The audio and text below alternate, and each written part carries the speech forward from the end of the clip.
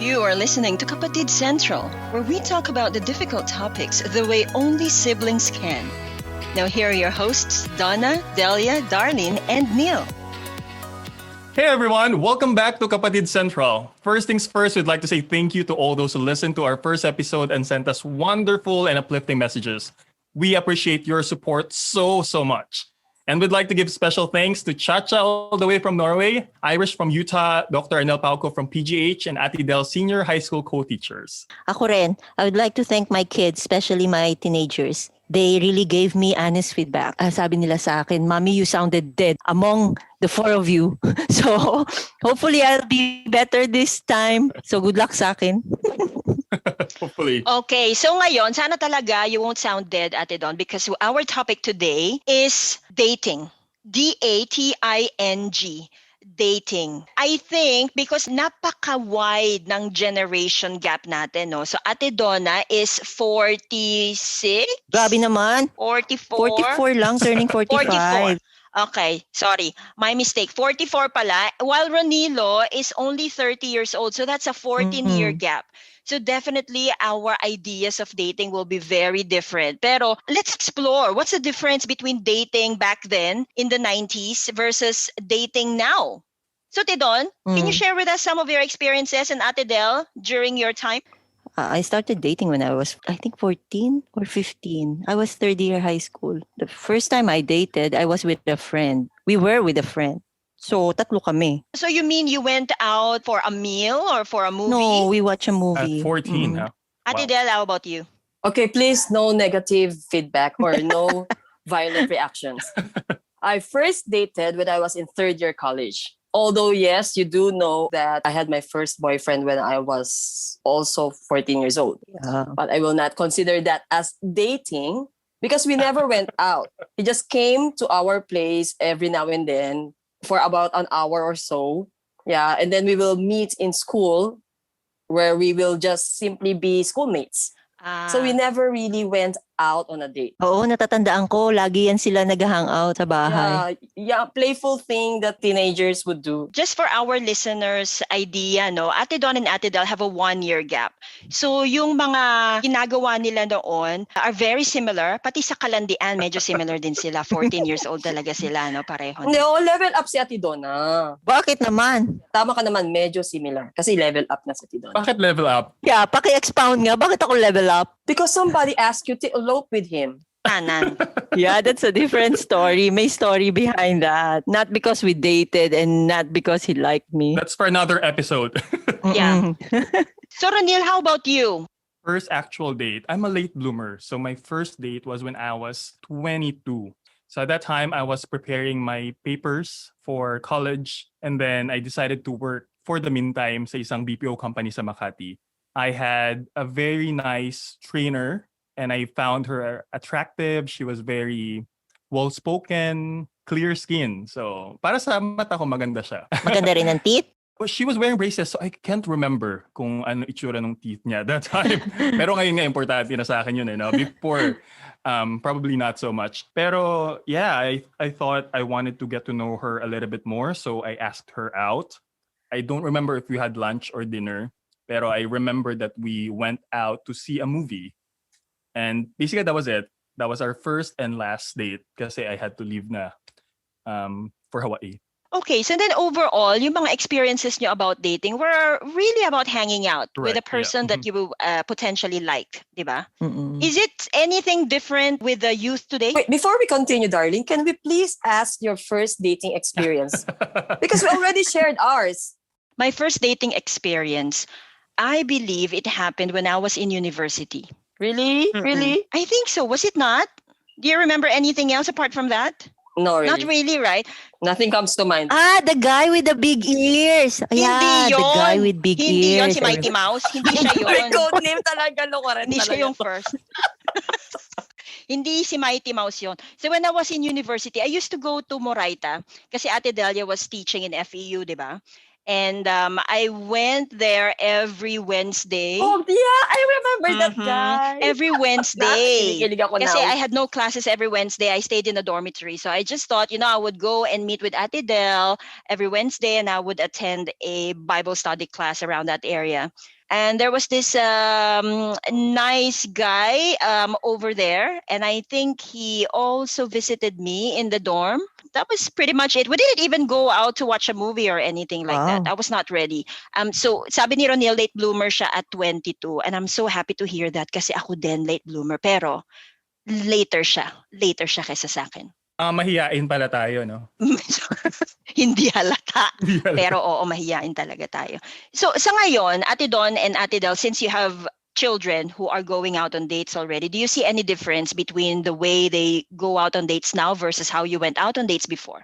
Ano ang difference? Kasi last time, when we would go dating, I would expect the boy would pick me up sa bahay. When my daughter was asked for a date and she told me about it, I was so excited because I would be meeting the guy. I was surprised to hear from my daughter na parang sabi niya sa akin, it's a big thing, mommy. Parang na-shock siya bakit ko ine-expect na she would be picked up. Sabi niya, I'm not committing to any relationship. Why would he pick me up? It's not a big deal, mommy. Iba ata yung definition nila ng yung way ng dating nila ngayon. So, maybe it's just my daughter. Pero it's also important to note that you are in Singapore, di ba? It might be different from how they do it in the Philippines. Is it still the same, Ate Del? And when you say you don't allow your daughter to go out on dates, mas may alam ba ako sa'yo? I believe so. O ikaw, kasi teacher ka sa high school, so you know people who are dating anyway. How do they go out on dates? I don't think I can accurately answer that question because I firmly believe that dating per se is a personal thing. Everybody has their own personal way of defining dating and doing it as well. If I will allow my daughter to really go out on a date, I would expect the guy to pick her up from home. Kasi ganun ako pinalaki ni daddy eh. Si daddy, hindi ko alam paano sa inyong dalawang bata ha, pero si daddy sabi niya, huwag kayong magpapaligaw sa kalye. Huwag kayong magpapaligaw kung saan-saan. Dapat dito kayo liligawan ng lalaki sa bahay. Diyan yung paraan niya ng pagpapakita ng respeto sa inyo. So I grew up having that thought and belief that if a guy respects me, then he should face my parents. He should come and pick me up from home. So I would like to use that same belief and principle to my daughter. Pero that's me. Cannot speak for other Filipino mothers. Okay? Okay. So Ronil, are you the same? Do you also pick up girls from their home? I do not actually. My last few dates were blind dates. So we met up sa restaurant na. So I don't think that's necessary kapag ganung setup. Pero if I know where she lives, tapos malapit lang, possibly, and kilala ko na talaga siya, I probably would. But not all the time. Case-to-case basis talaga. That's very, very interesting. You said blind dates. Yung blind dates ba na yan, did it just come up as a trend recently or has it always been around for a long time? I think it's been around for a while, no? I would like to proudly say that I matched two people who are now very much in love with each other. And they only met through these what we call blind dates, and that was even before I graduated from college. People has been doing blind dates since the world began. It's not a thing that only came up during Ronilo's time or during your time. It's been around. Yeah. And I think that's a very easy way or good way also to meet new people kasi how many billion people on earth, diba? And how would you identify the one person that you would like to go out on a date with? So just, Ate Donna mentioned about social media at the moment, and I know for a fact that Ronil uses some social media apps to find people to date. Correct ba ako dyan, Neil? Totoo naman, yeah. I've used that. I have not been using it for quite a while now, but I've used it before. And it was an adventure. Medyo tricky kasi napaka-superficial lang yan. So of course, when you select or match with the other person, that would make you feel good kasi you find them good-looking, they find you good-looking. Pero marami rin kasing rejections eh. And then sometimes, kahit nag-match kayo, pero you start talking to them, chatting with them, bigla ka na lang mag-ghost. So that's another popular thing nowadays, yung ghosting someone else. Very interesting yan, no? Kasi I know that when two people are paired up for a blind date, so somebody else already did the screening for you. So for example, Ate Del did the screening for the two people who ended up together, the ones that she set up for a blind date, diba? But for social Right. media, what do you call that? Social dating apps, algorithms are the ones that really decide which person you will be matched with. Tama? And you've used both of them. So which one do you prefer? Blind dates or social dating apps? Well, I have to be honest. My last blind date wasn't really your original definition of blind date because when my friend told me about her, I actually did a Facebook search.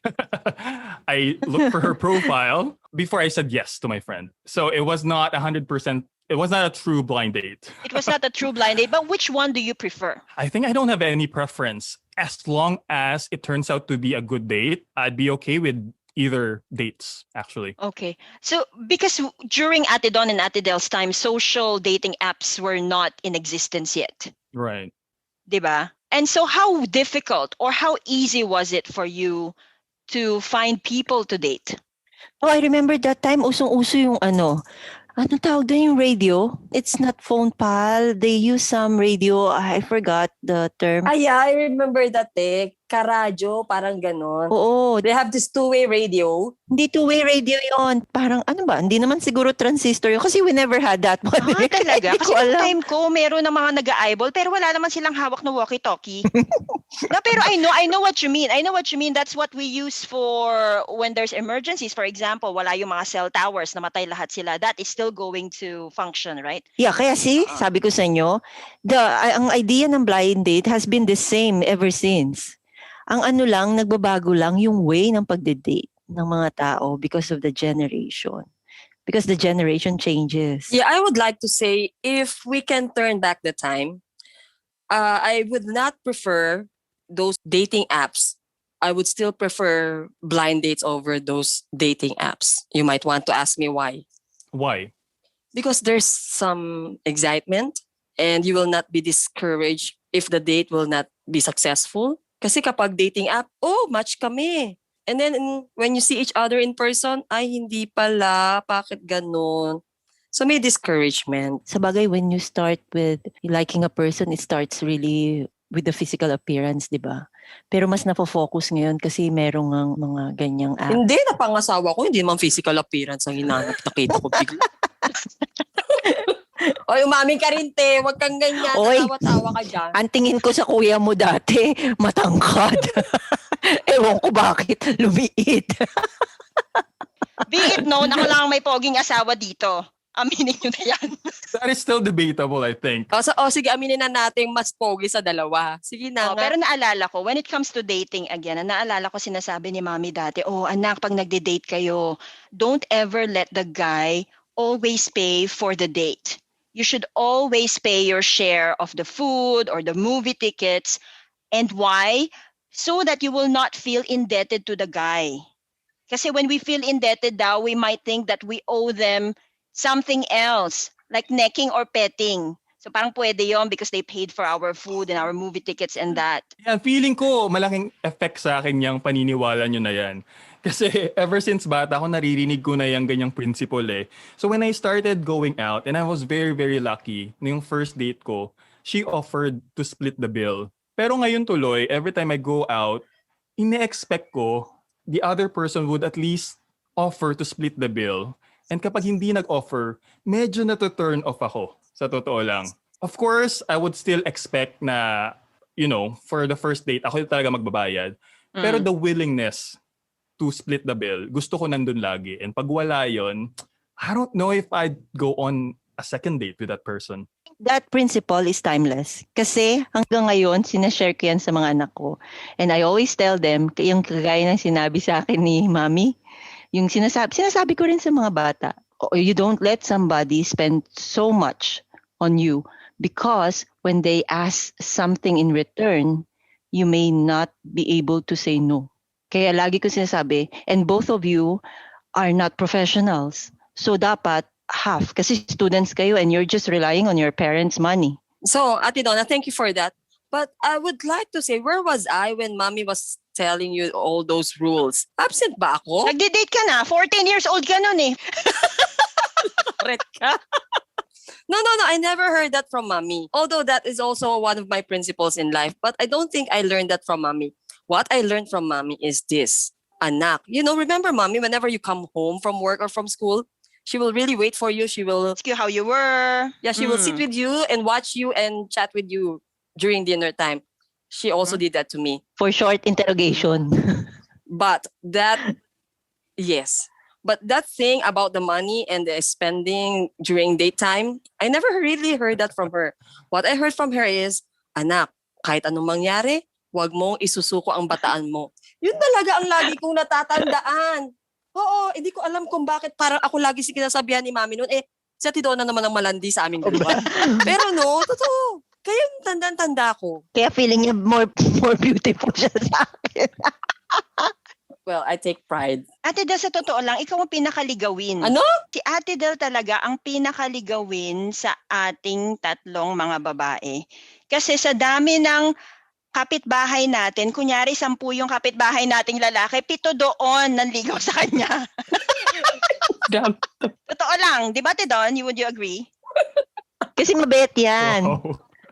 Proud. And she Oo, would totoo, always, actually. no, because she would always tend the store. Kaya naka-expose yung beauty niya. Ako ayoko. I would rather stay inside the house, clean everything, iron the clothes, and I didn't want to, to watch the store. Oy, ate, as if naman I have any choice.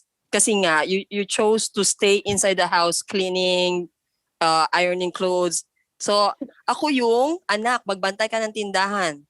Anak, magugas ka ng plato. Lahat yun nandoon sa may tindahan. So, ako yung naka-expose, kaya ako yung ligawin. Pero hindi din, lagi din ako nasa tindahan ng mga panahon na yun.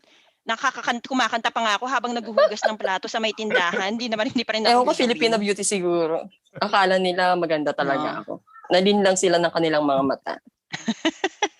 Pero doon sa 7 na yon, out of 10 people na nanligaw sa'yo, ilan na ang bading ngayon? Excuse me, wala sa mga nanligaw sa akin ang bading ngayon. Yung naging boyfriend ko ang bading ngayon. Grabe ka, darling. At pogi pa rin siya, sa totoo lang. Very. He's one of the nicest guys I've met. Actually, he was a very In gentleman. fairness to him. He was. I think he's still a gentleman now. I agree. Yeah, so Neil, we know that you also dated when you were in Hawaii. How was it different there? Expectations, I think, when it comes to dating. Sa totoo lang, feeling ko, kaya hindi rin ako naging in a relationship nung nasa Hawaii ako. So sa mga dahilan is because of how I went out with those women. Natandaan ko, kinukwento ko dun sa friend ko, after kong graduate, tinitignan ko kung paano sila nagde-date. And usually, kahit sa first date, they hold hands, ikikiss nila at least sa cheeks kapag dadali na nila sa bahay ulit. And yun yung mga hindi ko ginawa. Kasi as a Filipino, medyo conservative tayo, di ba? So kapag first date, hindi muna ako nagiging-holding hands. Kahit medyo type ko yung dinidate ko. So I think yun yung isa sa mga reason kung bakit hindi nag-progress yung mga dinates ko. Usually nga kasi after 1 or 2 dates, ganyan. Tapos wala na. Hindi ka manyak, for short. Hindi ko pinapakita kasi church university, makikick out ako. Sa bawal. Hindi, pero tingin ko, Ronilo is being a gentleman. And the three of us as well, we are all gentle women if there's a term. Kasi ako I don't think you already know this, pero only my husband had the chance to kiss me when we were dating. I mean, my ex-boyfriend, now my husband. My first 2 boyfriends, they were not able to kiss me. So we only held hands. I was dating for the purpose of looking for a husband. So if I'm not really sure that this is the person with whom I'll be spending the rest of my life, ayoko magpakiss. Magandang konsepto yung inintroduce mo ngayon, Ate Del. So, madaling salita, birhen tayong lahat nung tayo ay kinasal. Now, importante pa rin bang maging birhen sa panahon ngayon? Ronilo? Bakit sa Ronilo? Ronilo, importante pa ba sa'yo ang pagiging birhen? I would like to invoke my rights against self-incrimination. Tama ba yun? I have a question for Ronilo. Would you prefer a virgin for a wife? Or okay lang kahit hindi na siya virgin? Okay, this is a very controversial topic because I think some listeners would still weigh in my religious beliefs. Pero personally, I've been a sex positive person for the last few years. I've grown, I've matured so much, I've experienced so many things. So to answer your question, no, it doesn't matter to me anymore because I don't think a person's worth is based on their virginity. Del, remember you had a friend who asked you because you opened up about that topic, and then she said whether she was a bad woman, and then you told her, no, you're not, because my belief is different because you were raised differently and she was raised differently. But it doesn't mean that your differences make you more of a person. Ewan ko kung saan mo nabasa yun o napulot yun or original pa yun. Definitely hindi original yon. So anyway, yeah, I also agree with Rodilo. Your virginity doesn't define you. If something happened in the past, then it's in the past. Parang ang excuse ko lang, wala kasi nagtangkang chumukchak talaga sa akin. Kaya ako birhen nung kinasal ako.